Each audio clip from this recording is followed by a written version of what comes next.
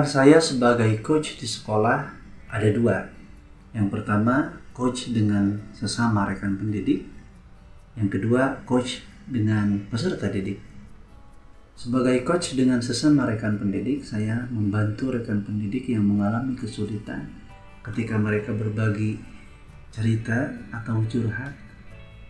Saya berusaha menggali kemampuan atau potensi diri mereka dengan pertanyaan-pertanyaan berbobot sehingga mereka tersadar akan kekuatan dirinya dan mampu menemukan solusi dari permasalahannya.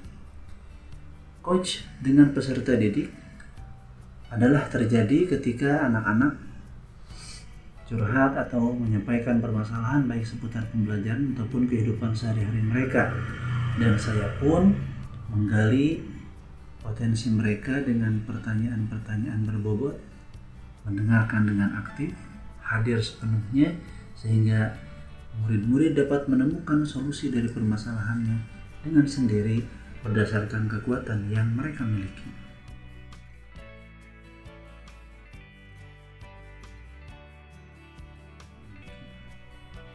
Keterampilan coaching ini sangat penting bagi seorang pemimpin pembelajaran.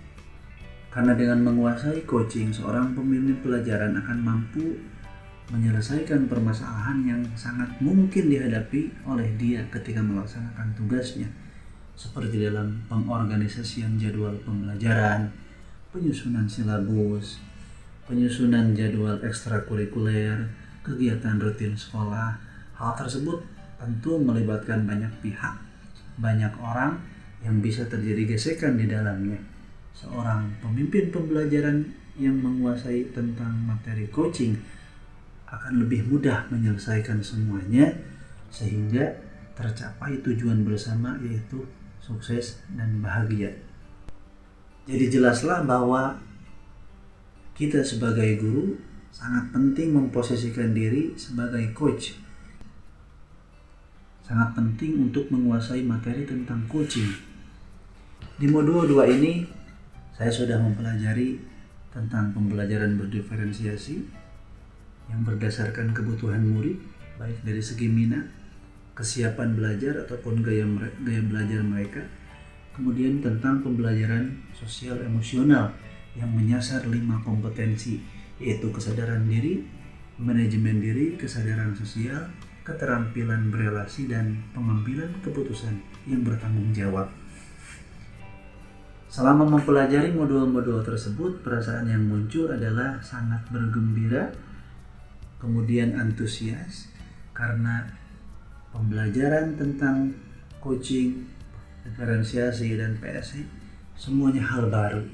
Semuanya berkaitan dengan psikologi atau ilmu kejiwaan yang baru bagi saya, sehingga semangat, antusias begitu muncul selama proses pembelajaran ini. Di antara hal baik yang saya lakukan selama pembelajaran modul 2 adalah kemampuan saya untuk dengan cepat menemukan kontekstualisasi dari setiap materi di ketiga modul yang dipelajari, sehingga dengan mudah menemukan manfaat langsung dari materi ini ketika diterapkan di lapangan.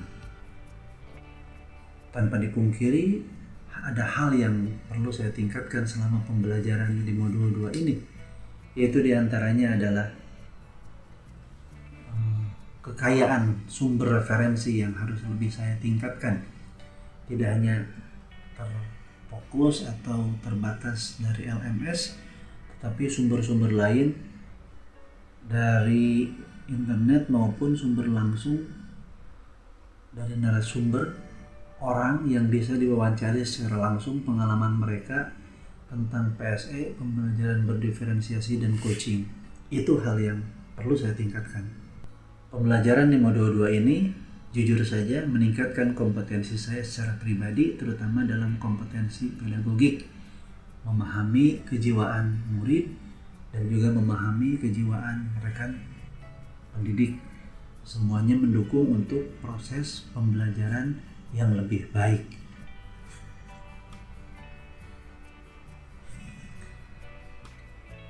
Pembelajaran tentang coaching dan 2 materi sebelumnya memunculkan pertanyaan yang menggelitik di hati saya, yaitu apakah coaching ini dianggap sebagai teknik terbaik dalam menyelesaikan permasalahan seseorang?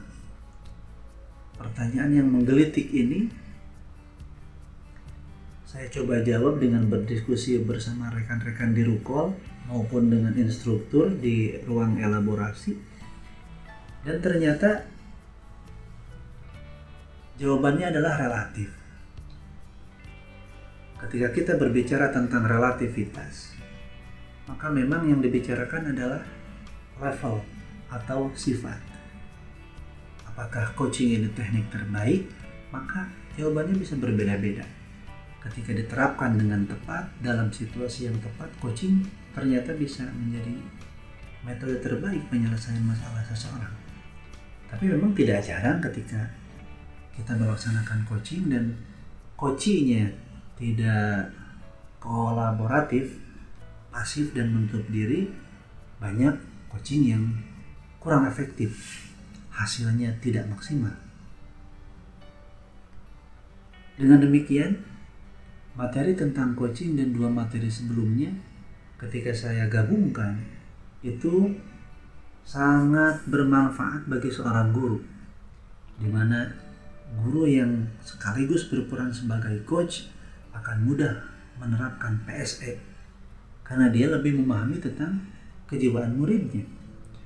Kemudian guru yang terampil sebagai coach akan mudah dalam melakukan pembelajaran berdiferensiasi karena dia akan lebih mudah mengenali kebutuhan-kebutuhan setiap individu muridnya untuk dipenuhi dalam proses pembelajaran.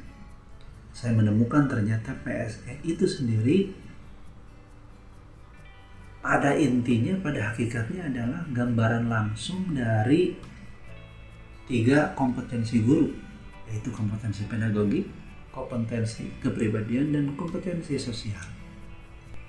Materi tentang coaching ketika akan saya aplikasikan dalam kehidupan sehari-hari memang butuh perjuangan karena lingkungan di tempat saya bekerja masih begitu belum familiar, tidak begitu akrab dengan istilah coaching. Kemudian mereka tidak terbiasa menyampaikan permasalahannya secara terbuka, kemudian merespon jawaban-jawaban dengan apa adanya. Masih banyak orang-orang di sekitar yang menutup diri. Hal ini memunculkan tekad yang lebih kuat dalam diri saya untuk terus mengasah ketajaman saya dalam melakukan coaching. Ketika saya menemukan masalah seperti itu, maka yang diperdalam adalah tentang bagaimana keterampilan menemukan pertanyaan-pertanyaan berbobot, lebih banyak sharing dan melihat praktik baik orang lain yang sudah berhasil melakukan coaching, serta menentukan waktu dan tempat yang tepat untuk melaksanakan sebuah coaching. Dulu sebelum mempelajari modul 2.3 dan modul 2 pada umumnya, saya beranggapan bahwa coaching adalah sama dengan obrolan-obrolan yang lain, di mana biasanya si guru atau orang yang lebih senior memaksakan pemikirannya kepada murid atau orang yang lebih senior. Ternyata pemikiran saya tersebut dipatahkan saat ini bahwa coaching tidaklah seperti itu. Dalam coaching ada istilah kemitraan, di mana coach dan coaching setara.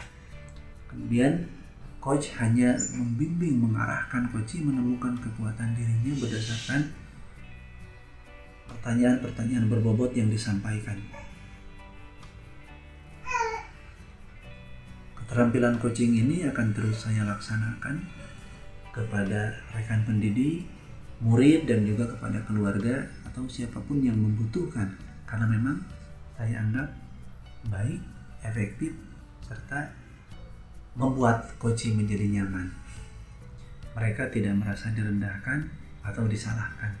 Materi tentang coaching ini saya coba gali lebih jauh dari PMM,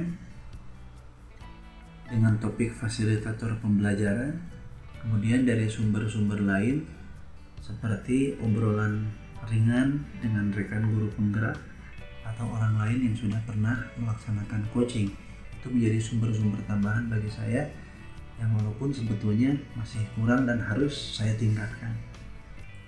Intinya pembelajaran terakhir di modul 2.3 ini saya berharap bisa sangat bermanfaat dan saya terapkan terus ke depan, menggali potensi orang-orang di sekitar saya dan menggali potensi saya pribadi lebih baik lagi.